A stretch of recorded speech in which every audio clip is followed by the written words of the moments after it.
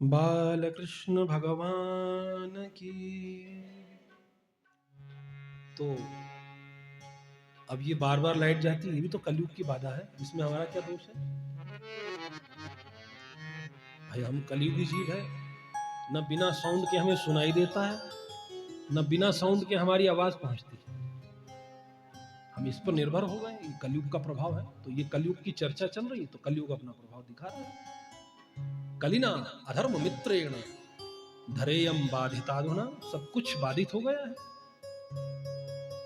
अन्यथा हमारे सूत जी महाराज 16 वर्षीय है, जो यहाँ पर अभी शौनक आदि ऋषियों को कथा सुना रहे हैं, ये 88,000 है और बिना माइक के कथा चल रही है। वहां कोई साउंड सिस्टम थोड़ी लगा है।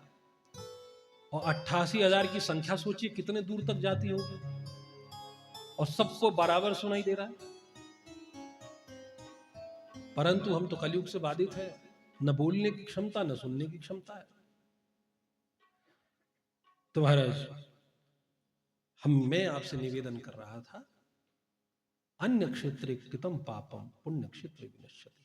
हम जो इधर उधर पाप करते हैं उसका विनाश हो जाता है जब हम किसी तीर्थ स्थान पर जाते हैं, किसी पुण्य स्थल पर जाते हैं, हम उससे मुक्त हो जाते हैं। परंतु जब हम वहां जाते हैं, वहां जाकर के हमें बहुत सावधान रहने की आवश्यकता है। जब हम वही कुकर्म वहां जाके करने लगते हैं तो तीर्थ क्षेत्र कृतम पापम वज्रलेपो विनश्यति, वज्र के समान कठोर हो जाता है, फिर उसका विनाश कहीं नहीं हो सकता, उससे फिर आप मुक्त नहीं हो पाओगे।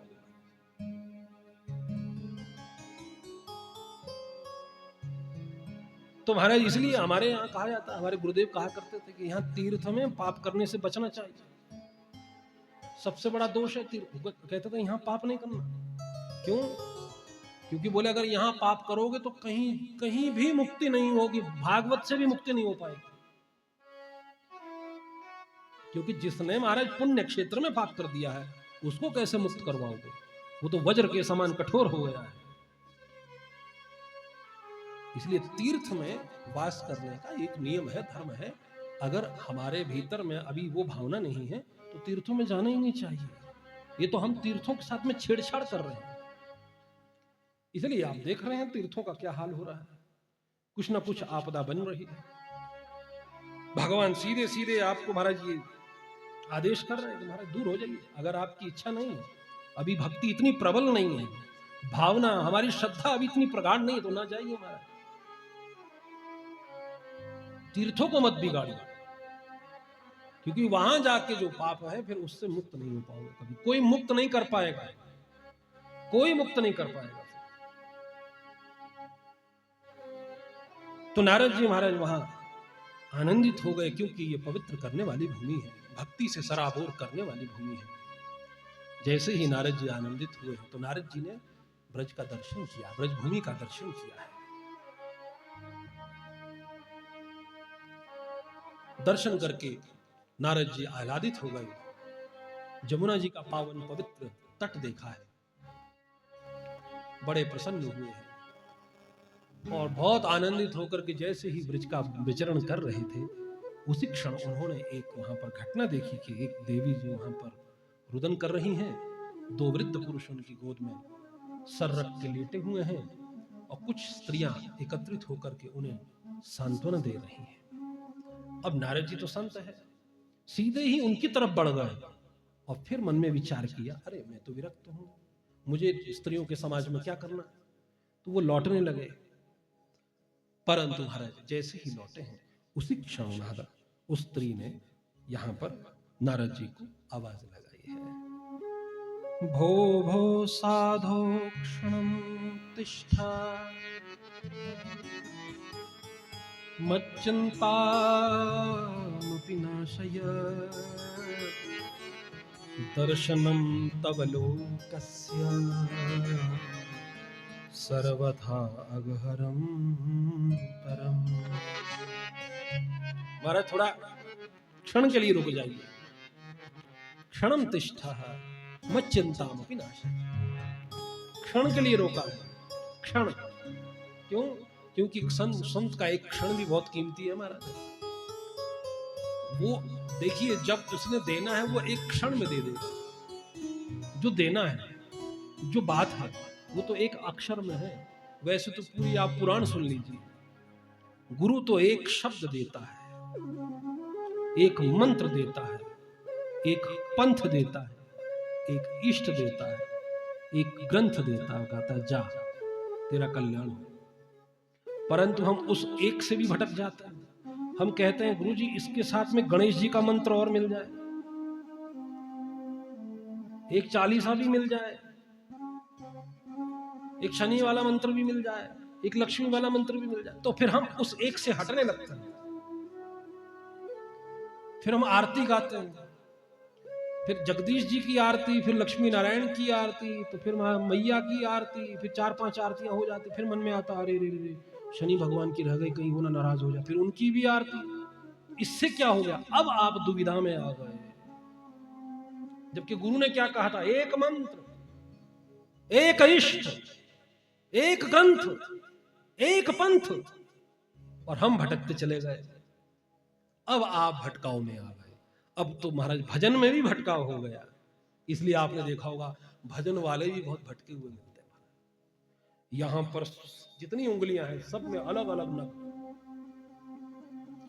और यहां पर इतनी मालाएं कि किसी में कुछ तो किसी में कुछ तो किसी में कुछ, रुद्राक्ष भी तो तुलसी भी तो वैजयंती भी फिर स्फटिक भी, और उसके अलावा और मालाएं भी होती होंगी, हम उसके नाम भी पता नहीं, सब कुछ। फिर तो कुछ असली तो कुछ नकली, सब कुछ। कारण क्या हो गया, अब हम भटक गए। तो फिर तो धीरे धीरे गुरु एक निष्ठ करता है, एक जगह रुकता है। गुरु कर्ण धारण, हमारी डोलती हुई नैया को एक जगह स्थिर करता है, बस यहां से हिलना नहीं। हमारे यहां मतंग ऋषि ने शबरी को कहा राम आएंगे, यहीं आएंगे, वहीं स्थित हो गई, वहां से हिले नहीं। पूछा भी नहीं कब आएंगे, इस वर्ष आएंगे, अगले वर्ष आएंगे, 10 वर्ष बाद, 20 वर्ष बाद। उन्हें तो ये लगा कि बस कभी भी आ सकते हैं। इसलिए हमारी शबरी मैया रोज उनके लिए महाराज मार्ग में बुहारी लगाती, बढ़िया फूलों से मार्ग को सजाती, बढ़िया उनके लिए मीठे मीठे मधुर मधुर फल लेके आती, रख लेती कि अभी राम आते होंगे। और अगर आ गए तो देखेंगे मैया ने कोई मेरे लिए कोई साधन ही नहीं जुटा रखा, तो पूरी व्यवस्था लेकर के बैठी रहती, क्योंकि गुरु ने कहा है राम आएंगे, एक बात कही बस। इसलिए लोग कहते हैं कि भगवान रावण को मारने के लिए लंका गए। अरे नहीं नहीं, ये हमारी सोच पूरा गलत है। भ्रिकुटी विलास सृष्टि लय होई, उनके केवल भ्रिकुटी के हिलने मात्र से सृष्टि हो जाती है, प्रलय हो जाती है। जो महाराज संकल्प मात्र से सृष्टि को उत्पन्न कर सकते हैं, वो संकल्प मात्र से इस सृष्टि को समाप्ति भी कर सकते हैं। और भगवान श्री राम ने ये करके दिखाया है। जब भगवान श्री राम महाराज बैठे हुए हैं, चित्रकूट का वास कर रहे हैं, और आज जब उनके मन में इच्छा हुई कि इतने समय से किशोरी जी मेरा श्रृंगार कर रही है, आज मैं भी जरा किशोरी जी का श्रृंगार करता हूं, तो महाराज अपने हाथ से वो महाराज पुष्पों का चयन करके लाई, और उन्होंने हमारे अपने हाथों से माता के लिए महाराज यहां पर आभूषण बनाए और पहनाए, अपने हाथों से पहना करके महाराज, और फिर महाराज उनके गोद में सर रख के भगवान श्री राम थोड़ी देर के लिए लेट गए, और माता उन्हें महाराज हवा करने लगी अपने आंचल से। ये दृश्य जैसे ही महाराज जयंत ने देखा, जो इंद्रपुत्र है, वो तो महाराज हतप्रभ हो गया। अरे इतना सुख यहां पर इस निर्जन वन में, जहां ठीक न खाने की सुविधा है न रहने की सुविधा है, और हमारे यहाँ इतनी सुविधा है, वहां भी ऐसी चैन की नींद नहीं आती है, वहां भी इतना सुख से बैठा नहीं जा सकता है, वहां भी लोग एक दूसरे से मनमुटाव करे बैठे रहते हैं, और ये इतने चैन से रह रहे हैं। तो महाराज फिर वो इतने चैन से देख नहीं पाया, तो उसने चोंच मार दी, सीता चरण चोंच हति भागा, किशोरी जी के चरणों में चोंच मार गया। लेकिन गोस्वामी जी कहते हैं मूढ़ मंदमती कारण कागा। अरे मूढ़ था वो, मंदमती था, सीधे सीधे हमारे किशोरी जी के चरण में। तो भगवान ने क्या किया, सीक धनुष सायक संधाना, एक सीख उठाई, उसी का धनुष बनाया और उसी सीख का महाराज बाण बनाया और छोड़ दिया, और सीधा बाण महाराज फिर जयंत के पीछे लग गया। और फिर वो जयंत कहां कहां नहीं गया, इंद्रलोक में गया, शिवलोक में गया, ब्रह्मा के लोक में गया, सारे भुवनों में, सब लोकों में गया है, लेकिन वो राम का बाण पीछे पीछे घूमता रहा है। तो ये घटना बहुत लंबी है, परंतु मैं ये कहना चाहता हूं कि अगर भगवान को रावण को मारना होता तो अयोध्या से ही एक सीख का बाण बनाते और छोड़ देते और सीधा लंका में जाकर के रावण के हृदय को महाराज पार करके निकल जाता। लेकिन क्यों जाना पड़ा? क्योंकि जब मतंग ऋषि ने कहा है कि राम आएंगे, तो इसलिए भगवान को जाना पड़ा, भगवान को पहुंचना पड़ा। और भगवान गए, पंपा सरोवर गए और शबरी जी को दर्शन दिया। सबरी देखी राम गृह आए, मुनि के वचन समुझ जिया भाई। समझ गई कि मुनि ने कहा था आएंगे। ये है गुरु निष्ठा, एक जगह स्थिर। तो संत जो है, गुरु जो है, वो तो हमें स्थिर करता है। एक बात, एक क्षण में जो दे दिया वो मिल गया। अब आप उनके पीछे घूमते रहो, अब कुछ नहीं मिलने वाला। इसलिए भक्ति देवी कहती है क्षणं तिष्ठा, एक क्षण के लिए रुक जाइए। मच्चंता मुमिनाशय दर्शनम तव लोकस्य सर्वथा अहरम परम। आपका दर्शन मात्र ही महाराज इस लोक में समस्त पापों से मुक्त कर देता है। साधुनाम दर्शनम पुण्यम, आपके दर्शन से पुण्य प्राप्त हो जाता है। नारद जी ने कहा देवी जी कौन है आप? बोले अहम भक्ति रीति ख्याता, मैं भक्ति हूँ, भक्ति नाम से विख्यात हूँ। इमो में तनयो मतों, ये दोनों मेरे तने हैं, मेरे पुत्र हैं। बोले महाराज वो तो सब ठीक है, पर आप युवती हो, ये बूढ़े हैं, कैसे? हमने माता बूढ़ी देखी है, पुत्र जवान देखे हैं, पर आप जवान हैं, ये बूढ़े, ये बात कुछ बैठ नहीं रही। तब उन्होंने कहा उत्पन्ने द्रविड़े साहम वृद्धिम कर्णाटके गता वचन वचन महाराष्ट्रे गुर्जरे जीर्णताम गता। मैं द्रविड़ देश में उत्पन्न हुई हूँ, दक्षिण भारत में मेरा जन्म हुआ, कर्नाटक में मैं विद्धि को प्राप्त हो गई, महाराष्ट्र में मुझे कहीं कहीं महाराज बहुत सम्मान मिला है, परंतु गुजरात में जाकर के मैं जीर्ण हो गई और ज्ञान और वैराग्य को समझने वाले कोई नहीं। तुम्हारा ये बूढ़े पड़ गए। परंतु जैसे ही महाराज में वृंदावन से संयोगात पुनस्तम तरुणी नवा, वृंदावन के संयोग से मैं तरुणी हो गई, परंतु दुख इस बात का है कि मैं तो युवान हूं, परंतु मेरे पुत्र बूढ़े रह गए। तो कुछ करिए ना महाराज। तो नारद जी ने महाराज उनके मंशा को जान लिया। तो नारद जी ने भी फिर उन्हें जगाया, जागो भाई, क्या हो गया? नहीं जागे। तो नारद जी ने मंत्र बोले, नहीं जागे। फिर नारद जी ने वेद बोले, वेदों के मंत्र बोले, बड़ी बड़ी ऋचाएं बोली, नहीं जागे। फिर नारद जी ने गीता का पाठ किया, थोड़ी देर के लिए जाग रहे हैं, उबासी लेते फिर लेट जाते। वेद वेदांत घोषश्च गीता पाठर मुहुर्मुहु, बार बार गीता का पाठ किया, नहीं जागते। अब नारद जी चिंतित हो गए, क्या हुआ? हे ईश्वर, ये कैसी लीला है, ये कैसी परीक्षा ले रहा है? उसी समय फिर यहां आकाशवाणी हुई है महाराज, एतदर्थं तु सत्कर्मः सुरर्षे त्वं समाचरः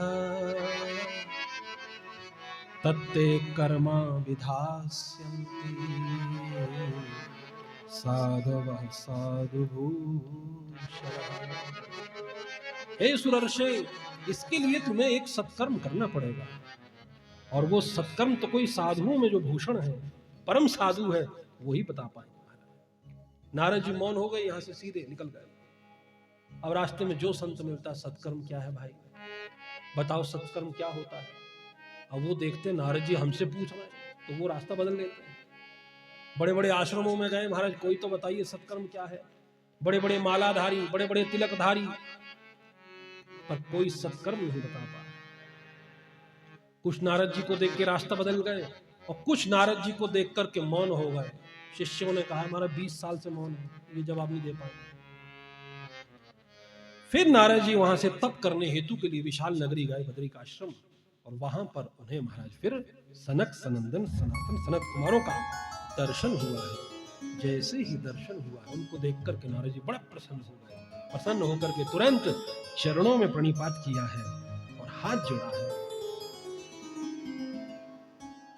भवन्तो योगिनः सर्वे बुद्धिमन्तो बहुश्रुतः पंचहायन संयुक्तः पूर्वेशामपि पूर्वजा।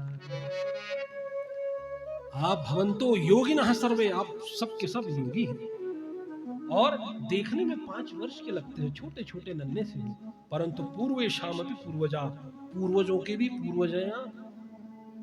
मेरा ये संकट है महाराज, मुझे बताइए सत्कर्म क्या है? मैं बहुत चिंतित हूं। ये जो व्योमवाणी हुई है कि सत्कर्म, तो मैं क्या सत्कर्म करूं जिससे भक्ति देवी की पीड़ा का हरण हो और उनके पुत्र जो है ज्ञान और वैराग्य है वो पुनः युवा हो जाए। तब उन्होंने कहा मां चिंता कुरु देवर्षे, चिंता मत करो। सत्कर्म क्या है? सत्कर्म सूचको नूनम ज्ञान यज्ञ स्मृतो बुधे। सत्कर्म तो ज्ञान यज्ञ है, जो बड़े बड़े बुद्ध लोग, सुधीजन विद्वान लोग कहते हैं। क्या? श्रीमद्भगवतालापः सतुगीतः शुकादिभिः। जो भागवत रूपी आलाप है, जिसको शुक आदि बड़े बड़े योगियों ने गाया है, वही सबसे बड़ा सत्कर्म है। तो सत्कर्म है भागवत की कथा का श्रवण करना, जिस सत्कर्म में हम और आप विराजित हैं, ये है सत्कर्म। नारद जी ने कहा कैसी बात करें, अरे वेद वेदांत घोषेश्च गीता पाठ मुहुर्मुहु, मैंने वेदों का घोष किया, मैंने गीता का बार बार पाठ किया, उसके बावजूद भी कुछ नहीं हुआ महाराज, और आप भागवत के लिए कह रहे हैं। बोले महाराज यही तो आपको संशय होगा, आप भूल गए, आपने यही भागवत, तो महाराज इसी भागवत को दान करके आपने व्यास जी की चिंता का शमन किया और आज स्वयं चिंतित हो गए। वेदोपनिषदाम सारा जाता भागवती कथा, जिन वेदों और उपनिषदों को आपने सुनाया है उनका ही तो ये रस है भागवत।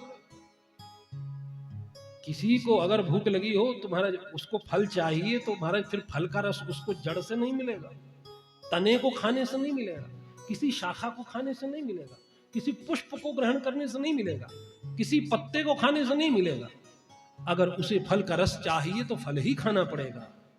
इसलिए वेदों और उपनिषदों का जो फल है वो है भागवत। इसलिए भागवत की दवा ही उन्हें महाराज देंगे, तब जाकर के उनकी पीड़ा का हरण होगा महाराज। बोले महाराज अब वो तो ठीक है, अब होगी कैसे, कहाँ करें, क्या स्थान हो? तब उन्होंने महाराज गंगा द्वार समीपे तटम आनंद नाम,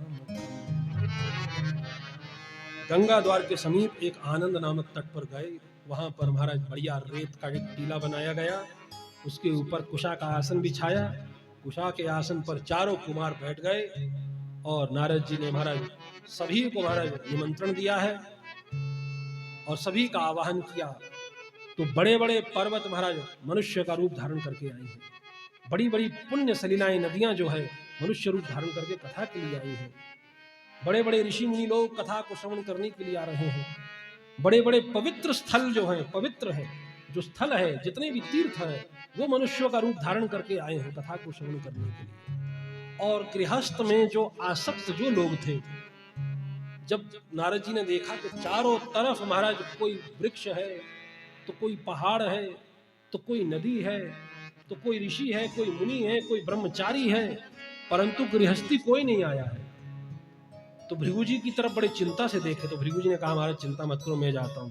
तब भृगु गए और महाराज महर्षि भृगु गए तो गृहस्थियों के घर में जा करके बुलाया, महाराज आओ भागवत की कथा को सुनो, पुण्य की प्राप्ति होगी। फिर महाराज उनको लेकर के आए। योगेश्वरो व्यास पराशरौश्च छाया शुको जाजलि जन्म मुख्यः सर्वेप्यमी मुनिगणः सह पुत्र शिष्याः स्वस्योभिरायैरति प्रणये युक्तः। साक्षात महाराज योगेश्वर व्यास जी आए हैं, पराशर जी आए हैं, भृगु आए हैं, वशिष्ठ आए हैं, च्यवन आए हैं, गौतम आए हैं, बड़े बड़े ऋषि मुनि लोग आए हैं सदग्रस्ती आए हैं, सभी के समाज में शंखत ध्वनि हुई, घंटा ध्वनि हुई है और नमः शब्द का उच्चारण हुआ, जय जयकार हुई है महाराज।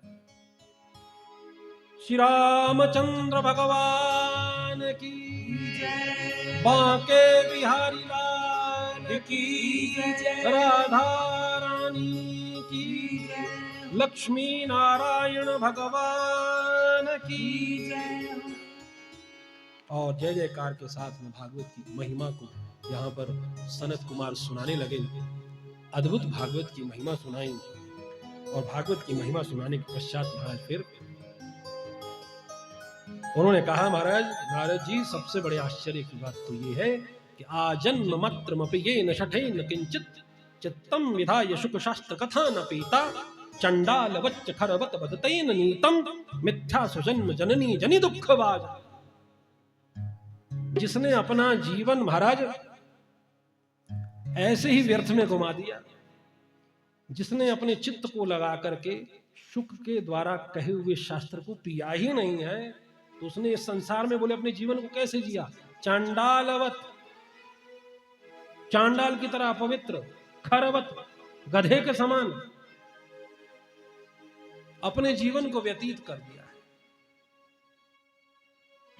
और सबसे बड़ी वेदना तो यह है कि महाराज जब स्त्री किसी संतान को जन्म देती है तो उसे महाराज प्राण घातक दर्द होता है, पीड़ा होती है। वो जो पीड़ा है, मिथ्या सुजन्म जननी जनि दुख भाजा, जननी को भी वो पीड़ा उसने व्यर्थ में दे दी महाराज, क्योंकि उसने अपना उद्धार ही नहीं किया, इस संसार में आकर के भगवान की कथा को सुना ही नहीं, तो उसने अपने जीवन को पशुवत यहीं पर व्यतीत कर दिया है। ऐसी दिव्य महिमा को महाराज यहाँ पर सुना रहे थे और कहने लगे, महाराज जब भगवान अपने स्वधाम को जाने लगे, उद्धव ने कहा, महाराज मेरे को भी अपने साथ में ले चलो ना महाराज। तो भगवान ने कहा, महाराज अभी नहीं जाना, अभी तुम्हें यहीं रहना है। बोले आधार तो चाहिए महाराज। तो भगवान ने कहा, भागवत है ना, तो तिरोधाय प्रविष्टोयम श्रीमद भागवतार्णवम।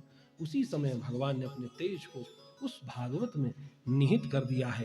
तो तेनेयम वांगमयी मूर्ति प्रत्यक्षा वर्तते। तो ये वो जो आज हम भागवत यहाँ सुन रहे हैं, जो पोथी है, ये भगवान का वांगमय स्वरूप है, भगवान की शब्दमय प्रतिमा है। इसलिए भगवान का एक नाम है उत्तम श्लोक। भगवान को उत्तम श्लोक कहा जाता है क्योंकि श्लोक भी भगवान का ही स्वरूप है। ऐसी दिव्य जैसे ही भागवत की महिमा का श्रवण महाराज यहाँ पर सनत कुमारों से समस्त ऋषि मुनियों ने किया है, नारद जी ने किया है और समस्त सदगृहस्थियों ने किया है। सभी बड़े आनंदित हुए हैं और इतना आनंद हुआ कि इसी समय महाराज भक्ति देवी उन सभी के बीच में बड़े आनंद के साथ में प्रकट हो गई है और दोनों पुत्रों को लेकर के प्रकट हुई है। भक्ति सुतौ तौ तरुणो गृहीत्वा प्रेमैकरूपा सहसा विरासित श्री कृष्ण गोविंद हरे मुरारे नाथेति नामानि मुहुर्वदन्ति। भगवान का कीर्तन करते हुए महाराज यहाँ पर आई है। आइए भक्ति देवी के साथ में हम भी अब कीर्तन करें। आइए महाराज, हमारे मुकुल जी बहुत अद्भुत मिलकर के महाराज कीर्तन में सम्मिलित हुए, बहुत मधुर भजन गा रहे हैं। श्री राधा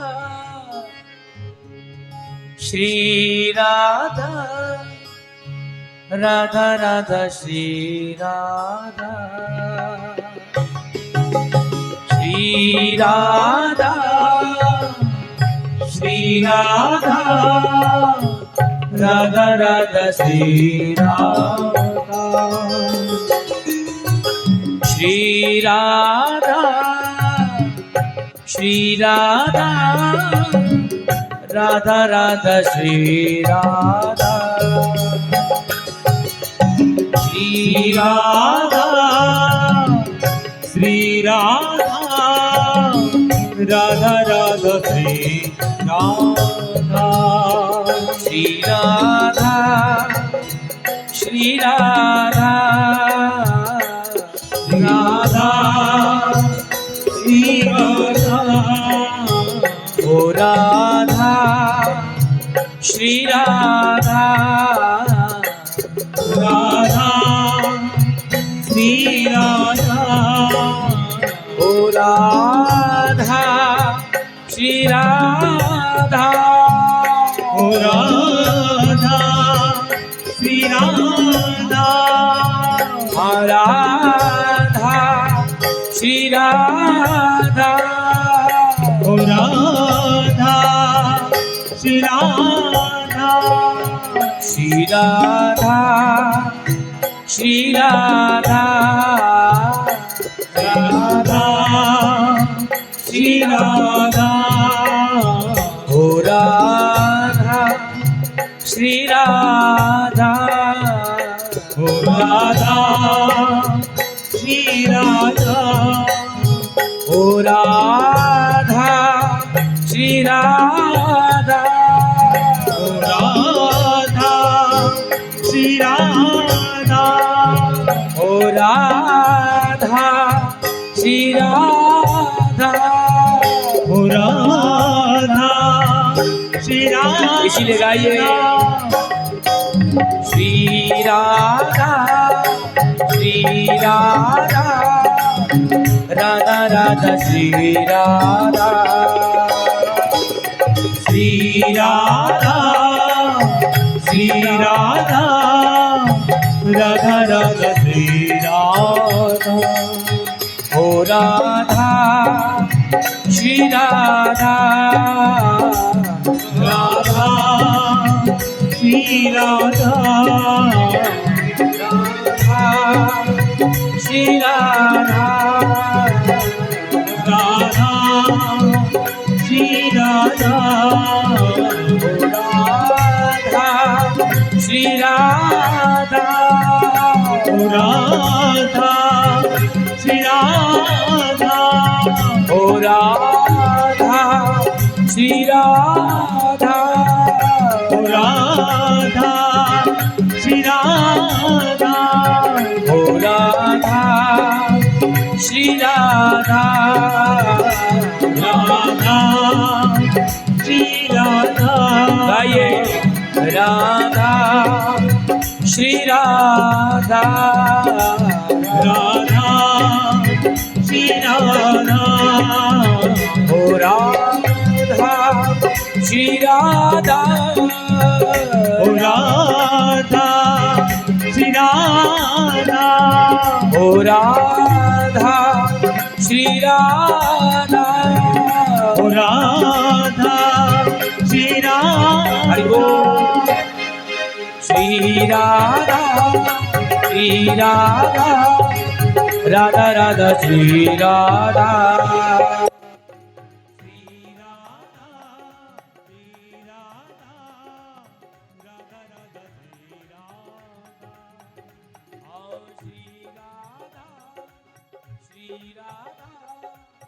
राधा राधा श्री राधा श्री राधा श्री राधा राधा राधा श्री राधा ओ श्री राधा राधा राधा श्री राधा श्री राधा श्री राधा राधा राधा श्री राधा नाम महादन है अपनों नाम महादन है अपनों नहीं दूसरी संपत्ति और कमानी छोड़ अटारी अटा जग के हमको कुटिया ब्रज माही बसानी भले हरि हमको कुटिया ब्रज माही बसानी आज टूक मिले रसिकों के सदा और पीवन को यमुना जल पानी हमें और की परवाह नहीं और की परवाह नहीं अपनी ठकुरानी श्री राधिका रानी, अपनी ठकुरानी श्री राधिका रानी, अपनी ठकुरानी श्री राधिका रानी, अपनी ठकुरानी श्री राधिका ओ रानी, अपनी ठकुरानी श्री राधिका रानी, अपनी ठकुरानी श्री इसीलिए गाइए। राधिका रानी। श्री राधा राधा राधा श्री राधा, श्री राधा श्री राधा राधा राधा श्री राधा, ओ श्री राधा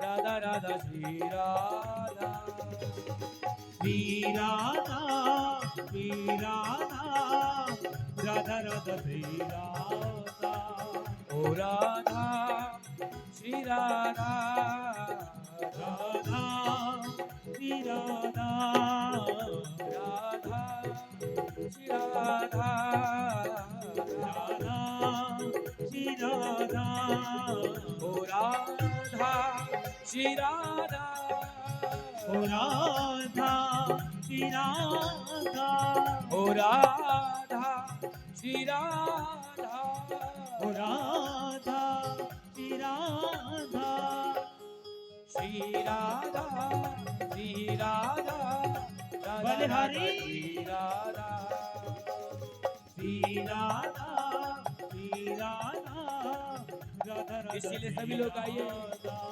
ओ मेरी रसना से राधा राधा नाम निकले, मेरी रचना पे राधा राधा नाम निकले, मेरी रसना से राधा राधा नाम निकले, मेरी रचना पे राधा राधा नाम निकले, सुबह शाम निकले आठों याम निकले, ओ सुबह शाम निकले, ओ आठों याम निकले, सुबह शाम निकले आठों याम निकले, सुबह शाम निकले, ओ आठों याम निकले, ओ मेरी रसना से राधा राधा नाम निकले, मेरी रचना पे राधा राधा नाम निकले, मेरी रसना से राधा राधा नाम निकले, मेरी रचना पे राधा हरि राधा बोल। नाम निकले, ओ सुबह शाम निकले आठों याम निकले, सुबह शाम निकले, ओ आठों याम निकले, सुबह शाम निकले आठों याम निकले, सुबह शाम निकले, ओ आठों याम इसीलिए गाइए। निकले, राधा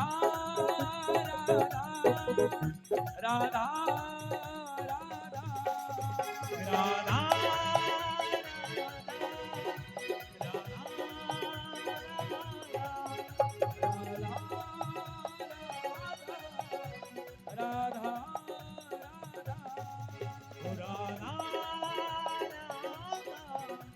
राधा हरि बोल। श्री राधा राधा राधा श्री राधा, श्री राधा श्री राधा राधा राधा श्री राधा, बोलो श्री राधा राधा राधा श्री राधा, श्री राधा श्री राधा राधा राधा श्री राधा, बोलो श्री राधा राधा राधा श्री राधा, श्री राधा श्री राधा राधा राधा श्री राधा, श्री राधा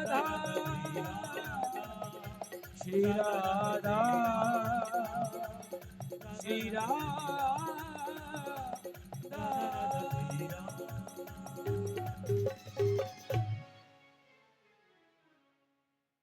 बोली श्री राधा रानी सरकार की जय।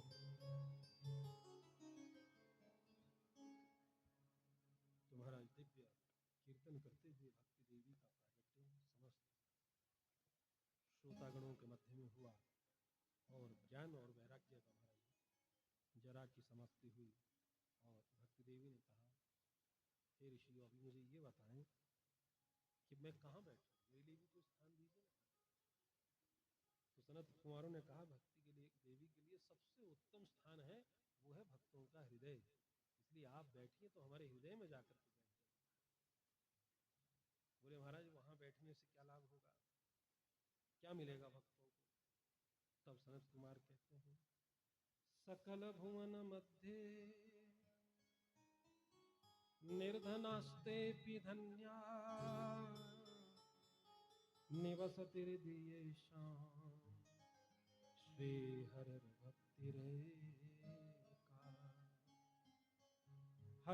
हरिरपि निज लोकम सर्वथा तो विहाय प्रवशति हृदय तेषां भक्ति सूत्रोपना। सकल भुवन मध्य निर्धनस्ते धन्या, वो जीव समस्त भुवनों में निर्धन होने पर भी धनवान है अगर जिसके हृदय में भक्ति का निवास स्थान है। वो कभी निर्धन हो ही नहीं सकता। क्यों महाराज? क्या होगा इससे? हरिरपि निज लोकम सर्वथा तो विहाय। इस भक्ति देवी में इतना बल है महाराज, जो लोक हमारे लिए दुर्लभ है, जिनको हम देख ही नहीं सकते, भक्ति देवी महाराज उस लोक से भगवान को आकृष्ट कर देते हैं। और भगवान सब कुछ छोड़ करके महाराज भक्ति के द्वारा बाधित जो सूत्र है उस डोर से बंधे चले आते हैं और भक्त के हृदय में निवास करते हैं। तो बोले महाराज, नारद जी बड़े प्रसन्न हुए। नारद जी ने कहा, महाराज ये आपने भागवत की महिमा कही और महिमा कहने मात्र से भक्ति महाराज अपनी पीड़ा से शांत हो गई, ज्ञान और वैराग्य का बुढ़ापा मुक्त हो गया। बोले महाराज ये तो बात क्या, इससे आगे की सुनिए।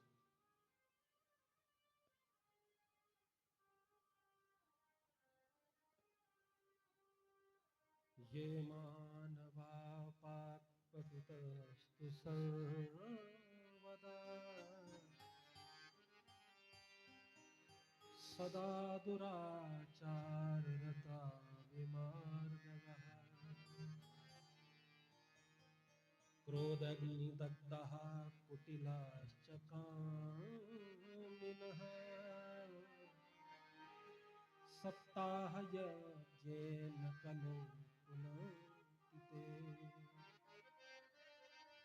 बोले नारद जी आश्चर्य की बात तो ये है, ये मानवः पापकृतस्तु सर्वदा, जिस मानव ने सर्वदा पाप ही किया है, कोई धर्माचरण किया ही नहीं, सदा दुराचार रता, जो सदा दुराचार में ही रत रहा है, विमार्गगाः, जो कभी सदमार्ग में गया ही नहीं है, विमार्ग ही रहा है, क्रोध अग्नि दग्धः, जो क्रोध रूपी अग्नि से हमेशा दग्ध रहा है, जब देखो तब पा रहा है, कुटिलश्च कामिनः, कुटिल अत्यंत कामी, ऐसा व्यक्ति अगर महाराज जीवन भर पाप करता रहे तो महाराज फिर एक बार भी अगर वो जीवन में कभी इस सप्ताह पारायण का श्रवण करता है तो सप्ताह यज्ञेन कलो पुनन्तिते, वो इस कलिकाल में सप्ताह की कथा को नियम से सुन करके समस्त दोषों से मुक्त हो सकता है। आवश्यकता है, हमारे सूत जी कहते हैं, नियमान शुणु, नियम से सुनना पड़ेगा। सुनने के भी कुछ नियम है, ये थोड़ी हमारा हम तो कथा सुन के आए अब घर में जाके कुछ नहीं, नियम कुछ नियम है, उन नियमों में बंद करके सुनना है, नियमान शुणु। और सबसे बड़ी बात सावधान तया शुणु, बड़ी सावधानी पूर्वक सुनना है। जब तक कथा में बैठे सावधानी पूर्वक सुनना। कथा प्रसंग कैसा भी हो सकता, कभी कभी नीरसता भी आती, जब कोई ज्ञान की चर्चा होगी तो ज्ञान सबको पटता नहीं है, ज्ञान जो है महाराज उसके लिए पाचन शक्ति जरा तेज होनी चाहिए, सबको नहीं पचता, तो इसलिए हमारे बड़े बड़े लोग फिर घबराने लगते हैं। तो कभी कभी नीरसता भी आती है, परंतु फिर भी सूत जी कहते हैं सावधानतया शुणु, सुनना सावधानी पूर्वक, न जाने कौन सा शब्द ऐसा चला है कि वो शब्द आपके जीवन को परिवर्तित कर दे, वो शब्द आपकी बिगड़ी हुई दिशा को महाराज एक दिशा दे दे। तो ये तो जीवन पर्यंत जिसने पाप किया वो पवित्र हो जाता है। नारद जी आश्चर्य की बात तो ये है, जिसने जीवन भर पाप किया है, पापाचरण ही किया है, कोई भी सत्कर्म किया ही नहीं है, और ऐसे दुराचार करते हुए मृत्यु को प्राप्त हो जाए, उसके पश्चात यदि वो मृत्यु में के बाद भी यदि उसके लिए कोई भागवत का पारायण कराता है तो वो भी पापों से मुक्त होकर के भगवान के धाम को चला जाता है।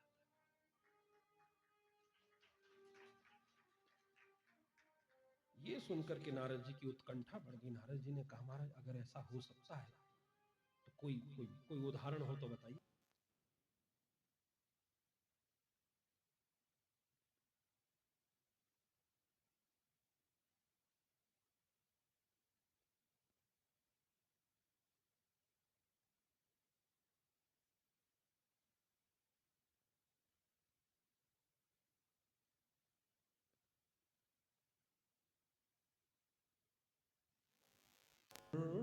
मेरा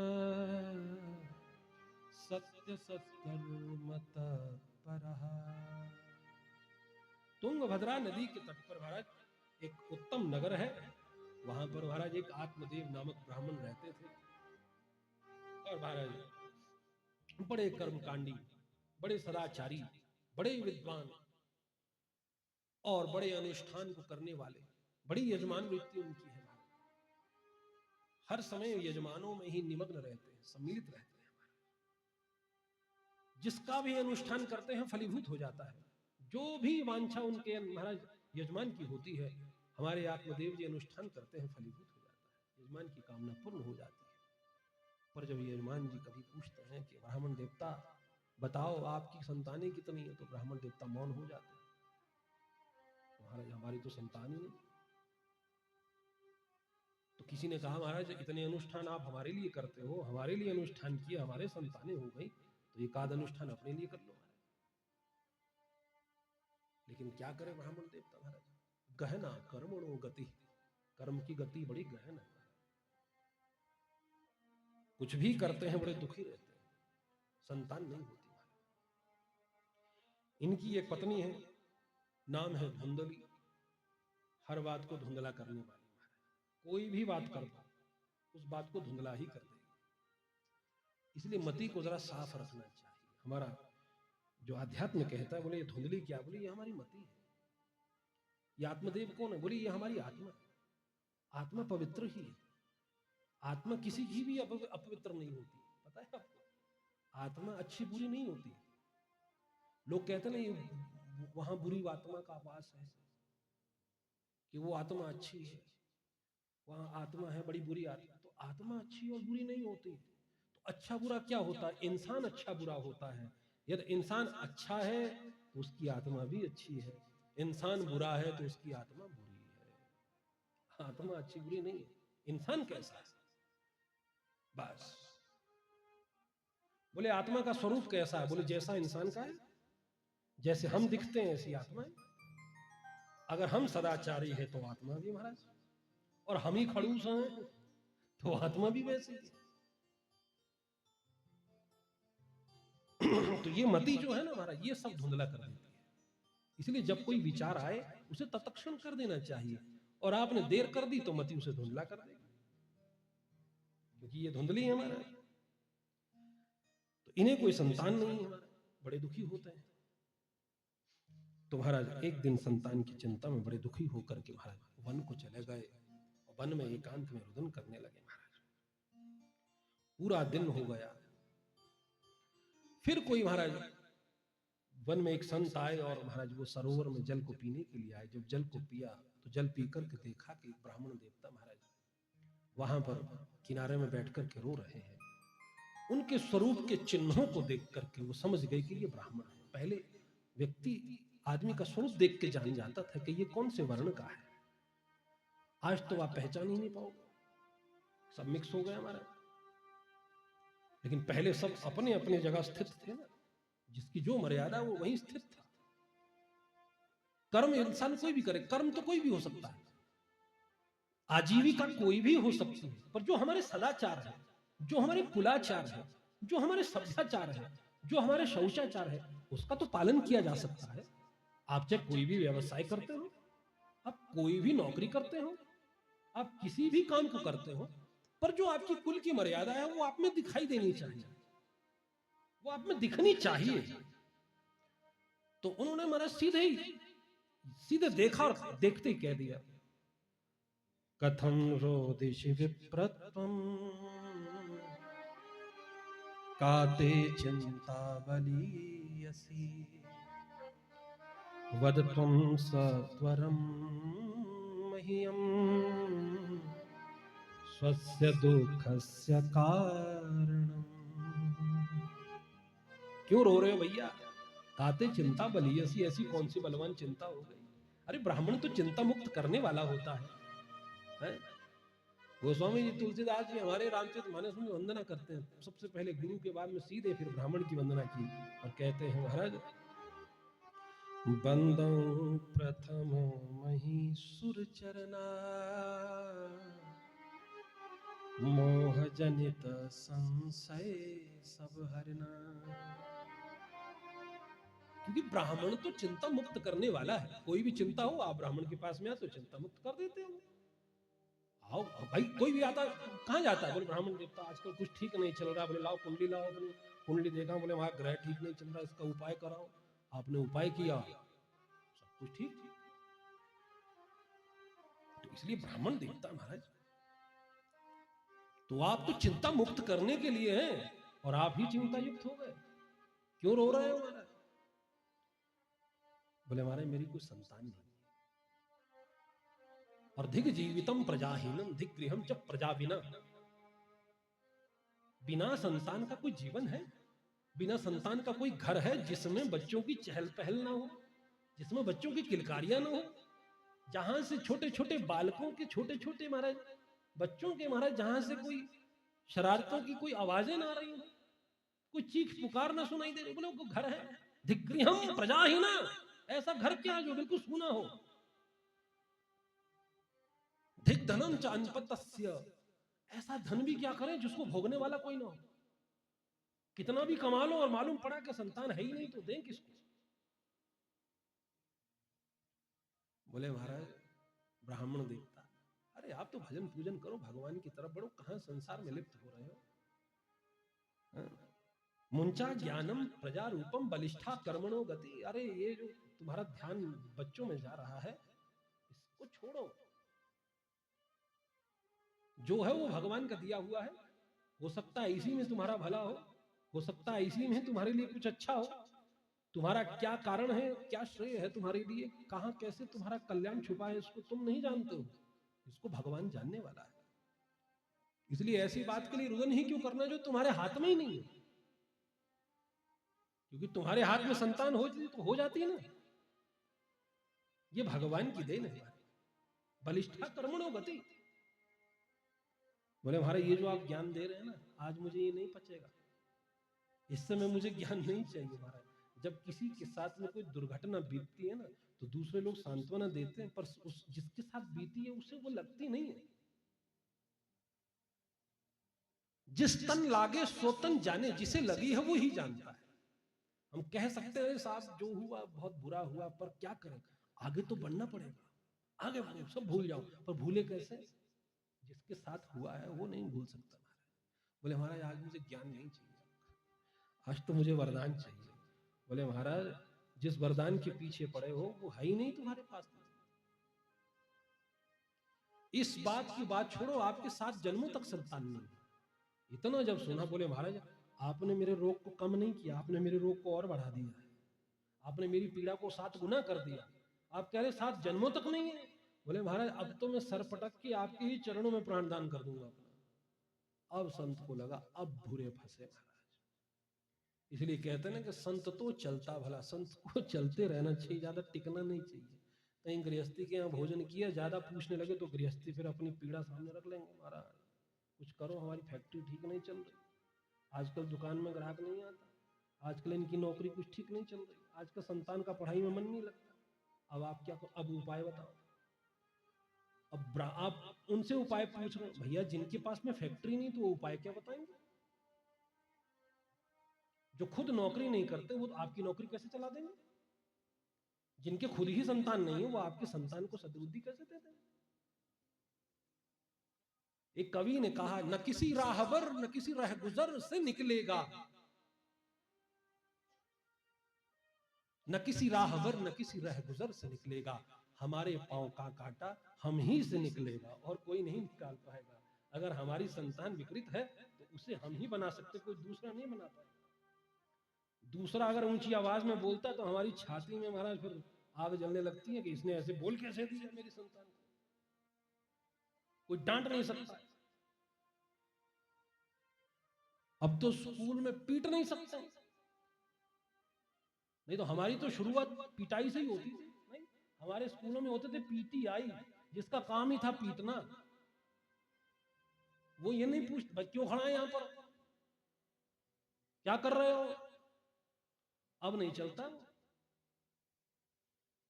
तो इसलिए अगर कोई विकृति है तो उसे आपको ही दूर करना है। आपके घर में कोई दोष है उसे आपको ही दूर करना है। आप किसी संशय में पड़ गए हो उसे आपको ही निकालना पड़ेगा। आपने अगर किसी से कह दी तो उसका निदान तो नहीं मिलेगा, परंतु दूसरे दिन पूरे मोहल्ले में पता होगा कि आपके घर में क्या चल रहा है। इसलिए हम ही को करना है। संत भगवान को लगा कि अरे अब बुरे फंसे भैया, हमें इनका हाल ही नहीं पूछना चाहिए था। हम तो अच्छे खासे पानी पी के आगे बढ़ जाते, जिस काम में लगे थे भगवान के भजन में करते रहते, परंतु अब रोका है तो संत है बंध गए। ठीक है महाराज, संत ने फल दिया, जाओ महाराज ये फल अपनी पत्नी को दे देना, संतान हो जाएगी, खिला देना। ठीक है महाराज। आत्मदेव जी बड़े प्रसन्न होकर के घर गए। अरे धुंधली जल्दी आ, ये ले प्रसाद मिला, जल्दी खा ले।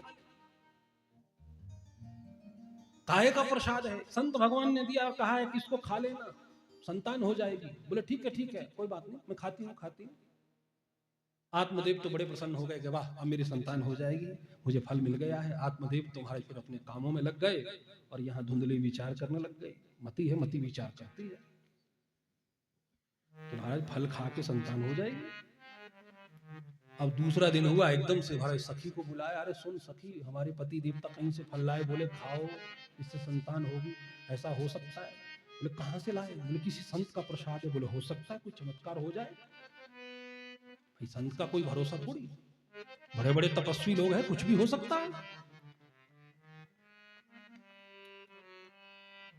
बोले महाराज वो तो ठीक है, चलो अगर हमने कहा कि हमने अगर मान लो ग्रहण कर लिया और हमारे गर्भ हो गया, तो हमने तो सुना है कि महाराज सुखदेव जी तो 12 वर्ष तक गर्भ में रहे, तो कहीं अगर हमारा बालक भी गर्भ में ही रहा तो हम तो मर ही जाएंगे।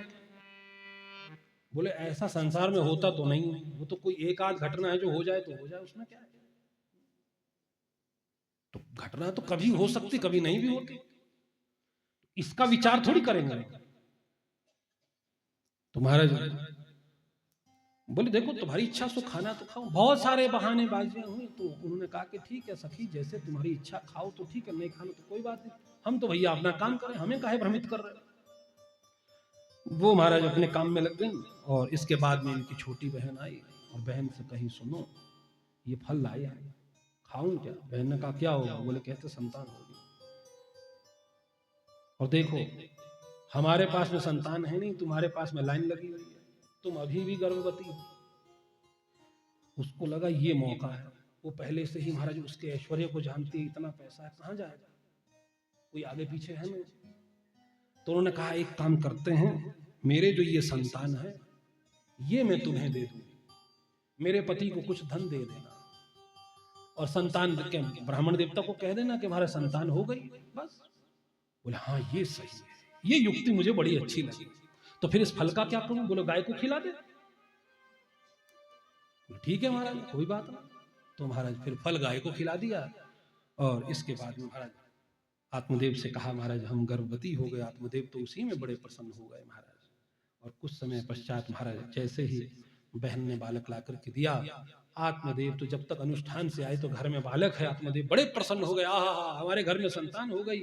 वहां तुम्हारे आनंद उत्सव मन गया है, कैसे हुई कब हुई महाराज उसको पूछा भी नहीं है। और कहने लगे महाराज बड़े प्रसन्न हो गए, अब तो नामकरण संस्कार करने लगे हैं कि हमारा नाम आत्मदेव है तो इनका नाम परमात्मदेव रखेंगे। बोले नहीं महाराज हमारे गर्भ से जन्मा है तो हमारा नाम धुंधली है, इसका नाम धुंधुकारी होगा। 3 महीने बाद महाराज फिर इसके पश्चात गाय से भी महाराज फिर दिव्य बालक जन्मा है, जो महाराज पूरा मनुष्य के समान दिखाई देता है, बस उसके कान जो है वो गाय के जैसे हैं। तो उसका महाराज यथा नाम तथा गुण है, तो इसलिए गोकर्ण ही नाम रख दिया गया है। स्नान शौच क्रियाहीनो दुर्भक्षी क्रोध वर्धितः। और गोकर्ण पंडितो ज्ञानी, गोकर्ण तो पंडित और ज्ञानी हो गए समय बीतते, और ये धुंधुकारी तो महाखल हो गया। कारण क्या है महाराज? ये बड़ा संतोषी है, परम संतोषी है। गौ से जन्मा है, गौ जैसा है, गौ संतोषी। गौ से संतोषी कौन है? गौ वो माता है जो महाराज अपनी संतान को बाद में दूध पिलाती है, पहले दूसरे की संतान को देती है। पहले दूध हम लेते हैं, बचा हुआ दूध हम वत्स को देते हैं। इतनी संतोषी है महाराज। तो गोकर्ण भी संतोषी हो गए, परम ज्ञानी हो गए, परम भक्त हो गए। परंतु महाराज ये तो महाखल हो गए। क्यों? इसलिए हो गए क्योंकि ये अकेले थे, हैं? और अकेले को हम सब सुख सुविधाएं देते हैं। अरे एक ही तो है, ये नहीं भोगेगा तो कौन भोगेगा? अरे महाराज ये लड़ाई करने लगा है, अरे तो कोई बात नहीं, ये नहीं करेगा तो कौन करेगा? बच्चा है, हो जाता है। अरे महाराज आजकल चोरी करने लगा है, तो कोई बात नहीं, नटखटे है हुए तो हो गया। तो हम उसको बढ़ावा देते हैं, हम उसे रोकते नहीं। यद्यपि रोकना चाहिए, इसलिए कभी भी संतान में दोष दिखाई दे तो उस दोष को उसी वक्त रोक दो। कह दो कि महाराज ये अब दोबारा दिखाई नहीं देना चाहिए, परंतु हम उसको पालते हैं, हम उस दोष को पालने लगते हैं। कोई बात नहीं, बच्चा है, ये नहीं करेगा तो कौन करेगा? शरारत ये नहीं करेगा तो कौन करेगा? और धीरे धीरे फिर वो महाराज पनपती चली जाती है, और वो दोष फिर महाराज बड़ा हो जाता है। इसलिए महाराज हमारी संतान में अगर विकृति आई तो कहीं ना कहीं हमने ही उनको मर्यादा में बांधा नहीं, हमने ही उनको सद्गुणों सदाचार में बांधा ही नहीं, हम ही ने उनको संस्कृति और सभ्यता का पाठ नहीं पढ़ाया है, हम ही ने ही उनको नैतिकता दी ही नहीं है। तो वो नैतिक हो गए कहां से? वो सभ्य हो गए कहां से? वो शिष्ट कहां से होंगे? वो तो वैसे होंगे जैसा हमने भरण पोषण किया, जैसा हमने पालन किया। अब तो महाराज एक दिन पिताजी के साथ ही धन के लिए लड़ाई हो गई, और पिताजी के ऊपर जैसे ही महाराज इसने अपना हाथ उठाया है, अब महाराज ये गोकर्ण, ये धुंधुकार जो आत्मदेव है, ये जो पहले संतान के लिए रो रहे थे, अभी इसलिए रो रहे हैं कि संतान कैसी हो गई। परंतु महाराज अब ये संत का फल है, ये फल आज काम आया है। इसलिए संत कोई सदुपदेश देते हैं, वो आज आपके काम नहीं आ रहा तो उसे लिख लो, रख लो अपने पास में। जब कभी जीवन में कोई महासंकट उत्पन्न हो तो जरा अपनी डायरी खोल के देखो, कोई बात लिखी तो नहीं हमारे पास। क्योंकि महाराज अभी अगर ऐसी कोई बात नहीं तो कभी ना कभी जीवन में कोई ना कोई बात ऐसी होती है, तो सत्संग का वो सूत्र आपके जीवन में कभी काम आ सकता है। और महाराज आज वही संत का फल यहाँ काम आ गया, और उन्होंने कहा महाराज आज भी आप संतान के लिए रो रहे हैं। सुतम कस्य धनम कस्य है पिताजी, कौन किसका संतान है, किसका धन है? यहाँ कुछ किसी का नहीं है।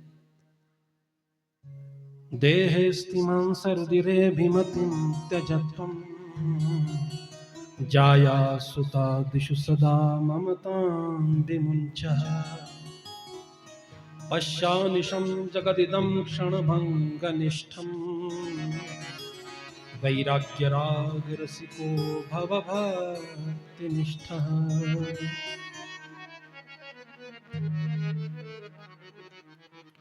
धर्मं भजस्व सततं त्यज लोकधर्मा सेवस्व साधु पुरुषा जहि काम तृष्णा अन्यस्य दोष गुण चिंतनमाशु मुक्त्वा सेवा कथा रसमहो नितरां। ये गोकर्ण गीता है जो गोकर्ण जी ने यहाँ पर आत्मदेव को सुनाई है। देहस्ति मांस रुधिर अभिमतिं त्यजत्वम्, ये जो देह है ये मांस और रुधिर से बना हुआ एक ऐसा झूठा भवन है जिसको एक ना एक दिन टूट के गिरना है। अभिमतिम, इसमें जो आपका अहमता हो गई उसे छोड़ो।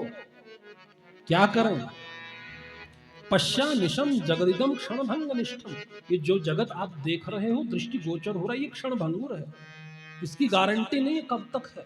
आज पहाड़ दिखाई दे रहा है, कल के लिए बादल फूट जाए वो पहाड़ ही गायब हो जाता है। आजकल तो ये दुर्घटनाएं आम हो गई ना। तो जो देख रहे हो क्षण भंग, क्षण में समाप्त हो सकता है। जो कुछ भी दृष्टि गोचर है वो परमानेंट है ही नहीं। आज जैसा दिख रहा है कल वैसा दिखेगा भी नहीं। वैराग्य राग रसिको भव भक्ति निष्ठा, इसलिए वैराग्य के राग से निष्ठ हो जाओ।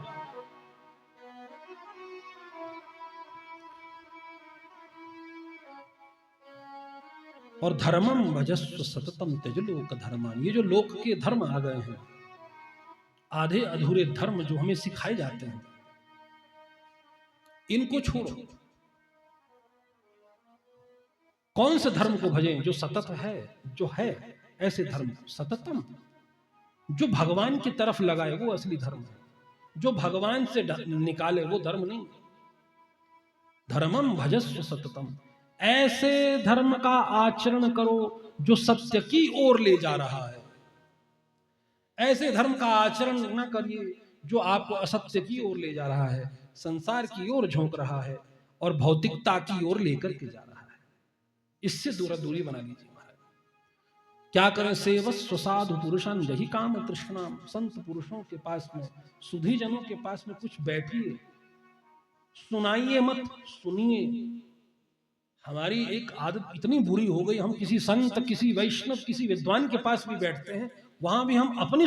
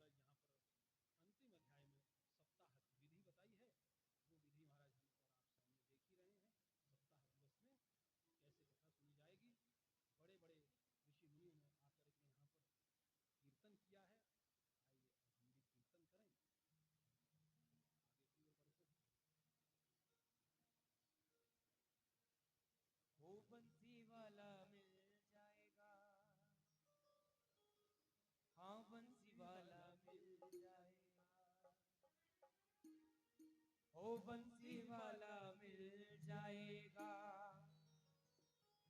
हाँ बंसी वाला मिल जाएगा। राधे राधे राधे राधे राधे राधे मुख से तू गा, बंसी वाला मिल जाएगा। राधे राधे मुख से तू गा, ये बंसी वाला मिल जाएगा। राधे राधे मुख से तू गा, बंसी वाला मिल जाएगा।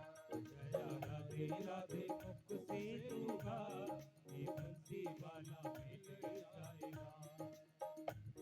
ओ बंसी वाला मिल जाएगा, ओ बंसी वाला मिल जाएगा। वो बंसी वाला मिल जाएगा, वो बंसी वाला मिल जाएगा। हाँ बंसी वाला मिल जाएगा, हाँ बंसी वाला मिल जाएगा। वो बंसी वाला मिल जाएगा, जय हो वो बंसी वाला मिल जाएगा। ओ जरा राधे राधे, जरा राधे राधे, जरा राधे राधे मुख से तू गा, ओ बंसी वाला मिल जाएगा। ओ जरा राधे राधे मुख से तू गा, वो बंसी वाला मिल जाएगा।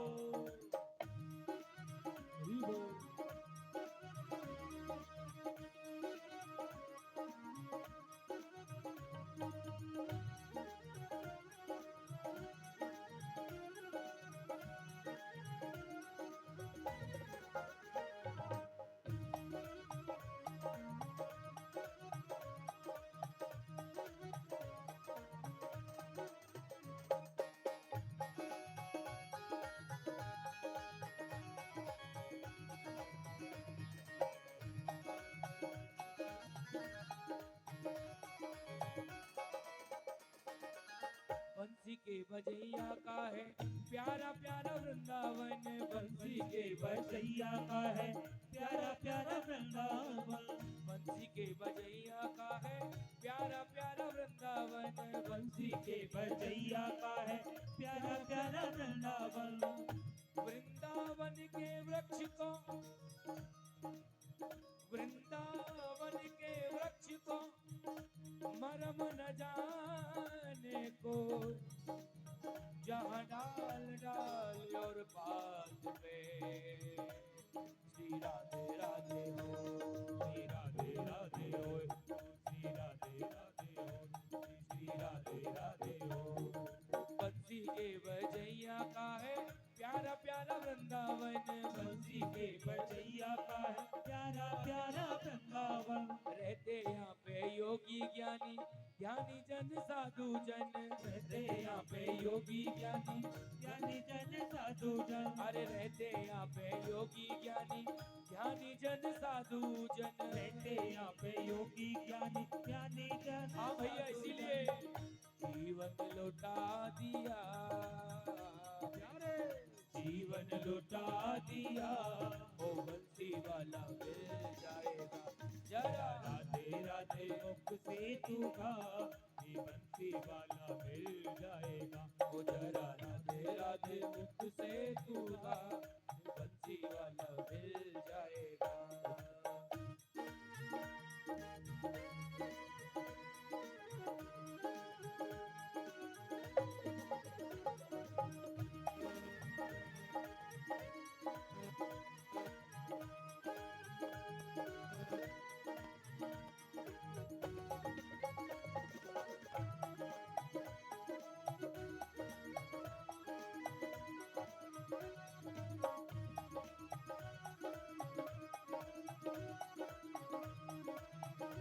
हे हरि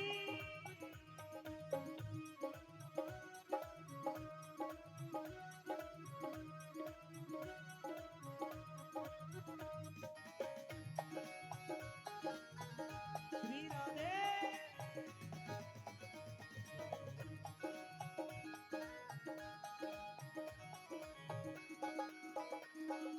बंसी वाला नंद लाला ठाकुर बिहारी जी। बंसी वाला नंद लाला ठाकुर बिहारी जी। ओ बंसी वाला नंद लाला ठाकुर बिहारी जी। बंसी वाला नंद लाला ठाकुर बिहारी जी। चरणों का सेवक बना लो गिरधारी जी। चरणों का सेवक बना लो गिरधारी जी। मुझे चरणों का सेवक बना लो गिरधारी जी। चरणों का सेवक बना लो गिरधारी। और प्यारे उनसे लगन लगा, उनसे लगन लगा, ओ बंसी वाला मिल जाएगा। जरा राधे राधे मुख से तुगा ये बंसी वाला मिल जाएगा। राधे राधे मुख से तुगा ओ बंसी वाला मिल जाएगा। जया राधे राधे मुख से तुगा ये बंसी वाला मिल श्री बांके बिहारी जाएगा। लाल की जय हो।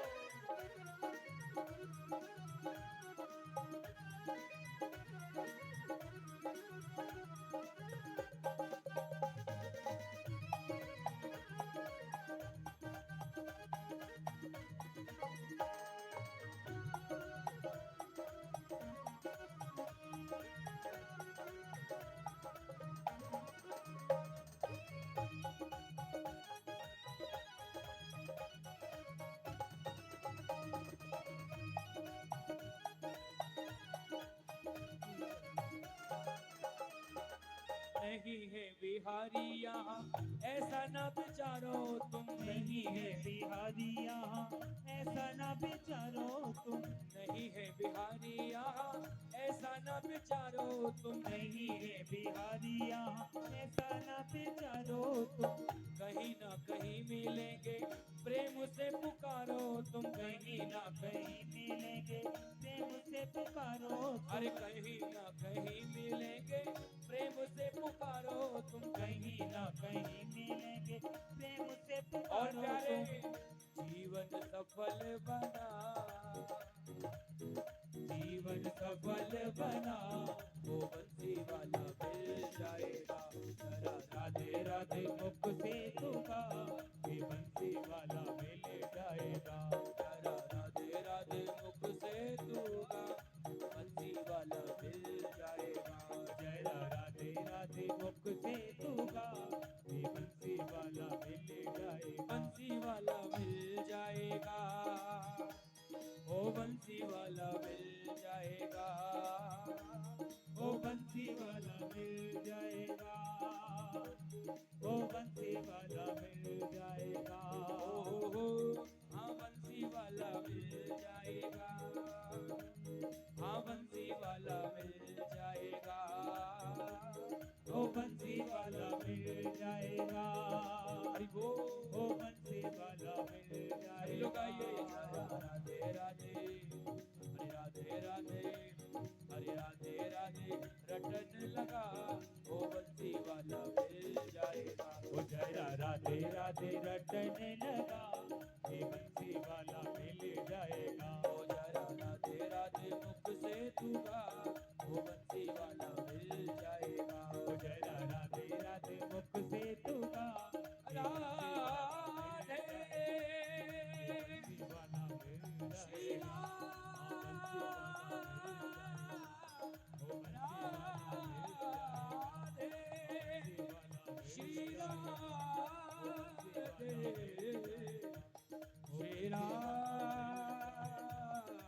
श्री बंसी वाला मेरा मिल जाएगा।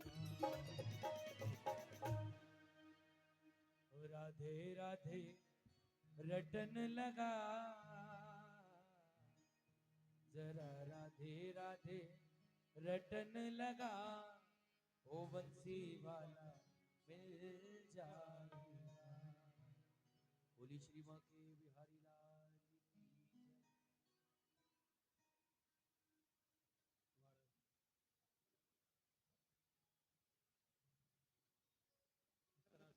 इस तरह से प्रकट हुए समस्त जितने भी ऋषि मुनि लोग हैं भगवान को देख करके बड़े प्रसन्न हुए हैं।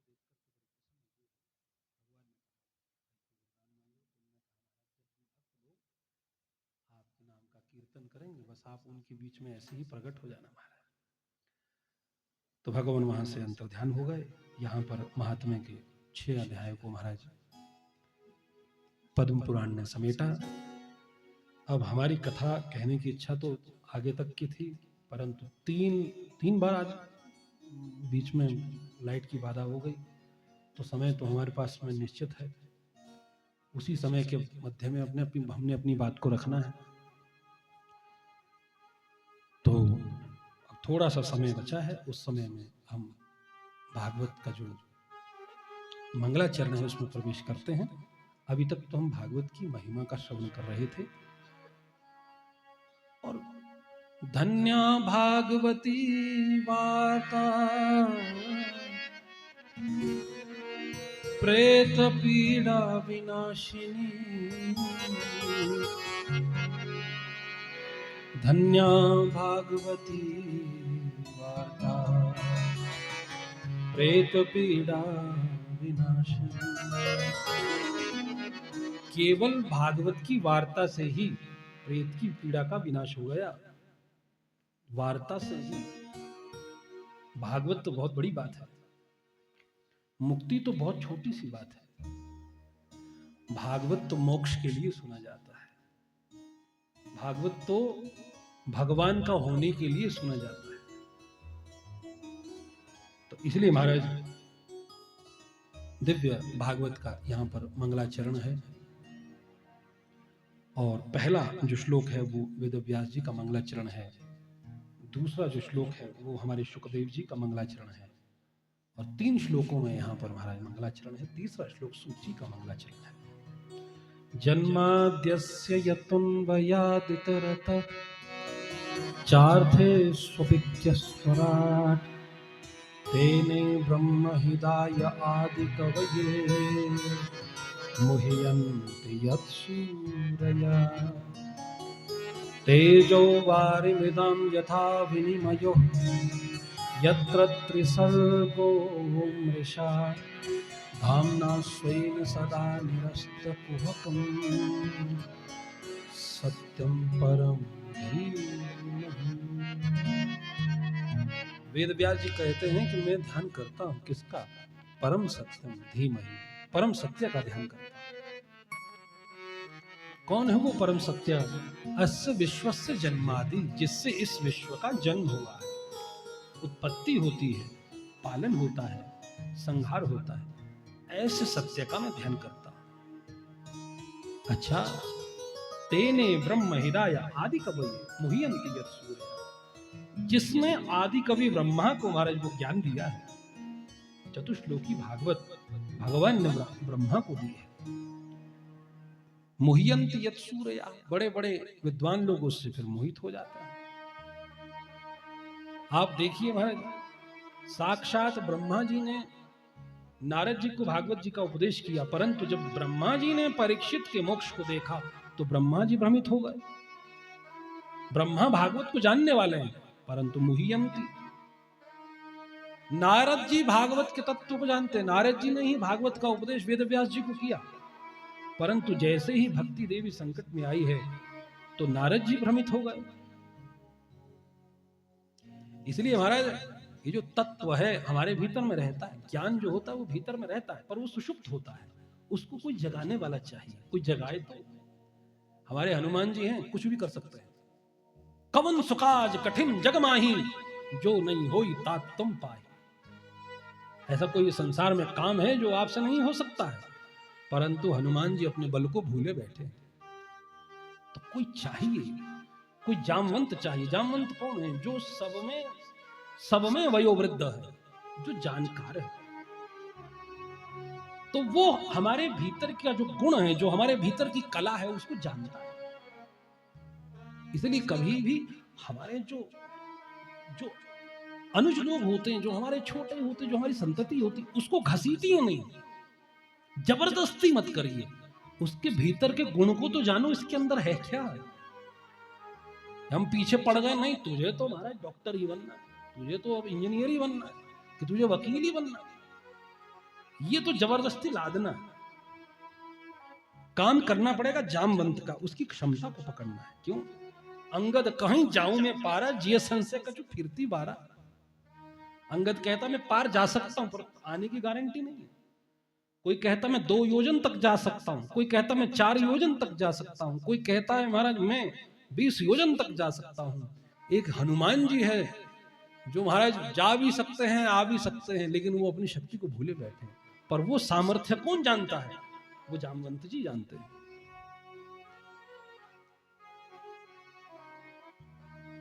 तो कहीं रीछ पति सुन हनुमाना, काचुक साज रहूं बलवाना। पवन तनय तुम बल पवन समाना, बुद्धि विवेक विज्ञान निधाना। कवन सुकाज कठिन जगमाई, जो नहीं होई तात तुम पाई। राम काज लगी तब अवतारा, सुनतयो भयों पर बता। बस इतनी सी बात है।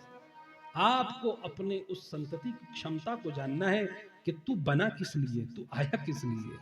अगर हम ही अपनी संतान के गुण को नहीं समझ पा रहे हैं तो दोष संतान का नहीं, दोष हमारा है। क्योंकि उसकी तो ना आयु है, ना उसकी क्षमता है, ना उतना विचार कर पा रहा है। हम ही ये विचार नहीं कर पा रहे कि इसके भीतर में क्या गुण है, इसलिए भ्रमित हो जाते हैं। पर उसको जगाने वाला कोई चाहिए, तो जागृत करने वाला चाहिए। तो मुह्यंती यत सूर्या तेजो वारि मृदाम यथा विनिमयो यत्र त्रिसर्गो मृषा। ये त्रिसर्ग जो है, 3 तत्वों से, तमोगुण रजोगुण और सतोगुण से जो ये बने हुए सर्ग है, जो सृष्टि है, ये क्या है? मृषा। अमृषापि मृषा, ये मृषा है, झूठी है। फिर झूठी है पर सत्य दिखाई देती है। क्यों? अगर झूठी है तो फिर सत्य क्यों दिखाई देती है? तो जिस प्रकार संध्या काल में आप कहीं से गुजर रहे हो, आपने सांप देख लिया, आप घबरा गए, अरे ये तो सांप है, ये तो सांप है, आप तो घबरा गए। अब आपके तो हाथ पांव फूल गए। इतनी देर में कोई टॉर्च वाला हुआ, भाई क्या बात है भैया, कहाँ खड़े हो? बोले हमारे आगे सांप है। बोले कहाँ है? जैसे उसने टॉर्च लगाई, अरे सांप ने भैया, ये तो सर्प, ये तो रस्सी है। अरे ये रस्सी है भैया, हम तो इसे सांप समझ रहे थे। अब वो रस्सी को देख करके सांप समझ बैठा तो डर गया। इसका मतलब है कहीं ना कहीं सांप का अस्तित्व है ना, कहीं ना कहीं सांप है, तभी तो रस्सी में सांप दिखाई दिया ना। ऐसे ही महाराज ये जो संसार है झूठा पर सत्य प्रतीत होता है। क्यों? कहीं ना कहीं ये सत्य से प्रकट हुआ, इसलिए ये सत्य प्रतीत होता है। तो धामना स्वेन सदा निरस्त कुहकम सत्यम परम धीमहि। तो ये जो कुहकम है, ये जो माया है, इसको भगवान निरस्त कर देते हैं। कैसे?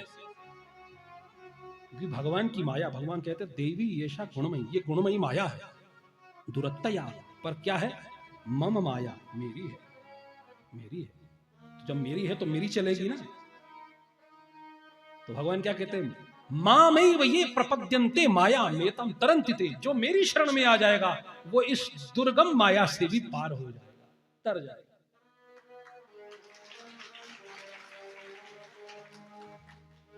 इसलिए भगवान क्या करते हैं? भगवान करते धामना स्वयं, स्वयं धामना, अपने तेज से निरस्त कुहकम, उस माया को समाप्त कर देते हैं। ऐसे भगवान जी वेदव्यास जी कहते हैं सत्यम परम धीमहि। ऐसे सत्य का पहचान। अब इसके बाद सुखदेव जी का श्लोक है धर्मः प्रौजित कैतवत्र परमो निर्मत्सराणां सतां वेद्यं वास्तवमत्र वस्तु शिवतम् तापत्रयोन्मूलनम्।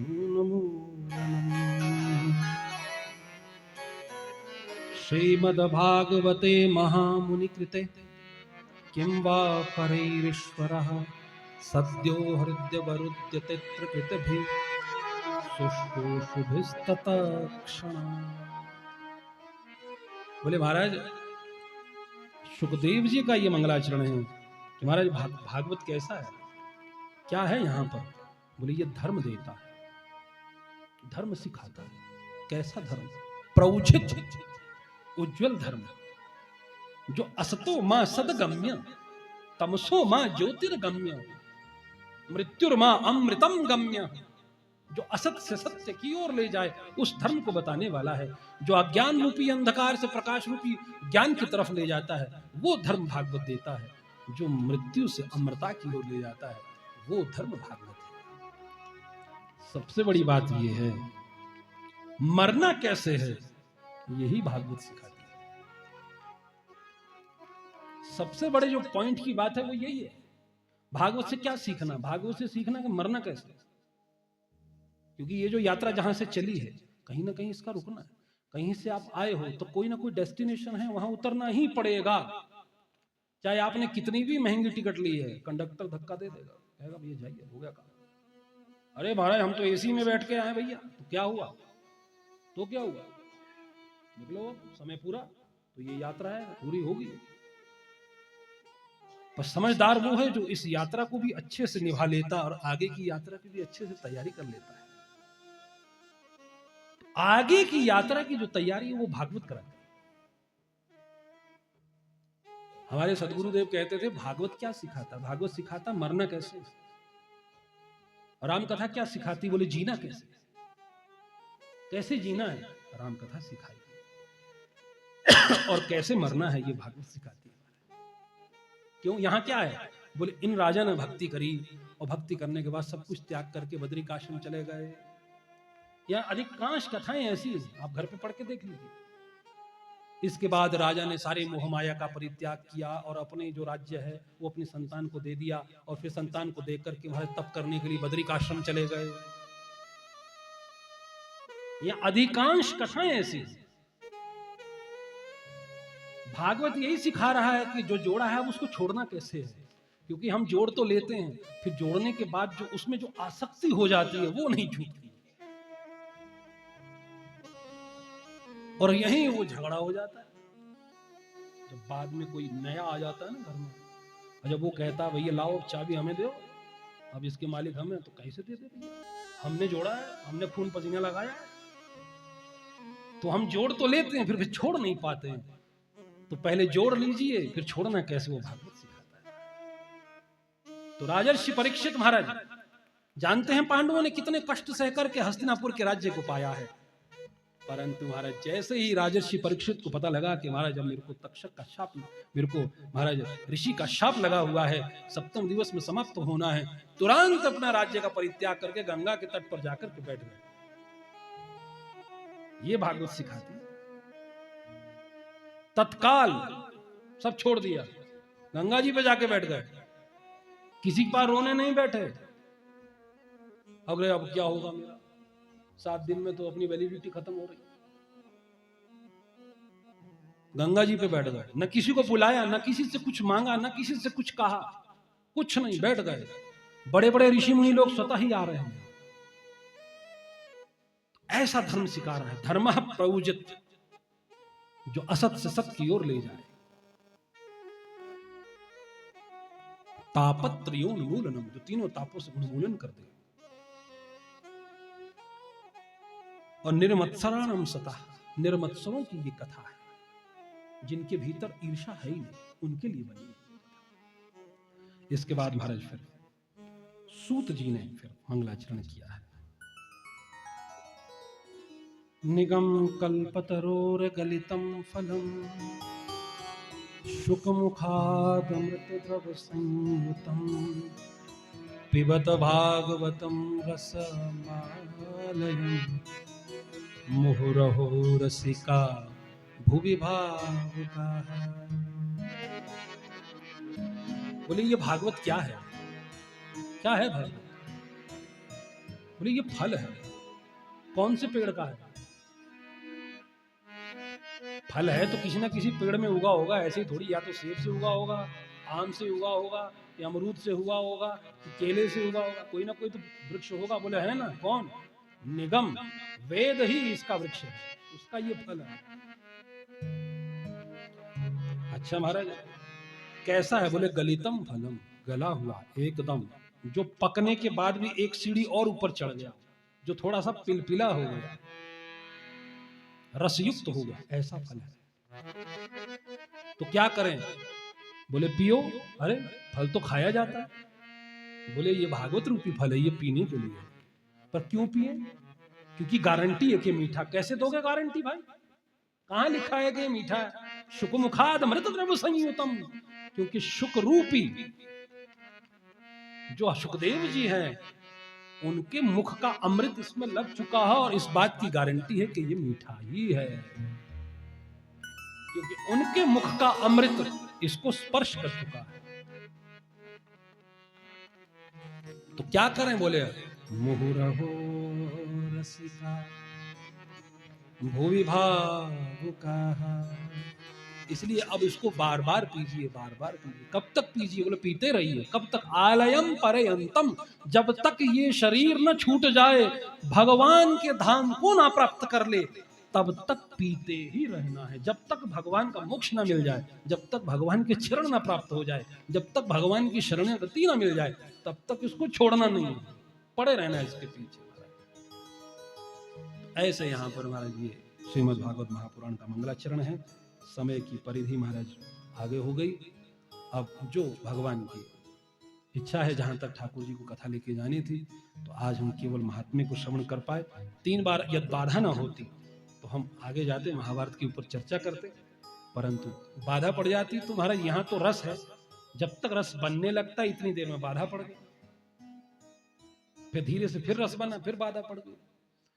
तो समय तो हो गया, कृपया ठीक समय पर आइए। 3 बजे कथा कल से प्रारंभ होगी और ठीक 6 बजे विराम लेगी, और वो भी हरी इच्छा से, कोई बाधा ना हो तो। और नहीं तो परसों तो अब हमारे लाला को आना है, वो तो आके रहेंगे, उन्हें तो आना है, उन्हें कोई रोक नहीं सकता, लाइट रहे ना रहे, पर जन्म तो होगा, लाला तो आएंगे ही आएंगे। और सबसे बड़ी बात तो ये कि वो आते ही अंधेरे में, रोशनी में आते कब है? क्या गाना है? अच्छा, तो आइए, आप समस्त श्रोतागणों का बहुत बहुत धन्यवाद। आप अपना समय लेकर के यहाँ पर आए। समस्त सभासदों का बहुत बहुत धन्यवाद। और कछु गानों है कि वैसे ही आगे बढ़ना है? आरती करेंगे? क्या करना? नहीं, कुछ सुनना है कि सीधे आरती कर लीजिए? आप लोग श्रोता लोग बोलेंगे सुनना, सुना दो भैया, हमारे श्रोताओं को सुना दीजिए, फिर आरती और फिर प्रसाद।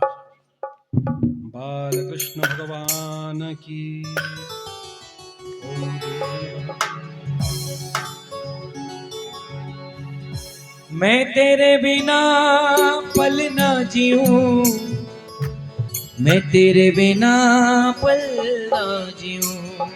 हे मेरे बाकी बिहारी, ओ मुझे ऐसी लगन तू लगा दे, मुझे ऐसी लगन तू लगा दे, ओ मुझे ऐसी लगन तू लगा दे, मुझे ऐसी लगन तू लगा दे।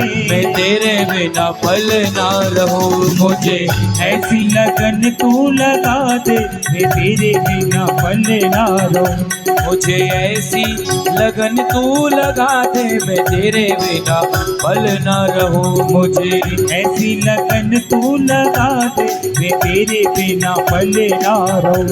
मैं तेरे बिना पल ना रहूं, मैं तेरे बिना पल ना रहूं, मैं तेरे बिना पल ना रहूं, तेरे बिना पल ना रहूं, तेरे बिना पल ना रहूं, मैं तेरे बिना पल ना रहूं। मुझे ऐसी लगन तू लगा दे, मुझे ऐसी लगन तू लगा दे, मैं तेरे बिना पल ना रहूं। मुझे ऐसी लगन तू लगा दे, मैं तेरे बिना पल ना रहूं। मुझे ऐसी लगन तू लगा दे, मैं तेरे बिना पल ना रहूं।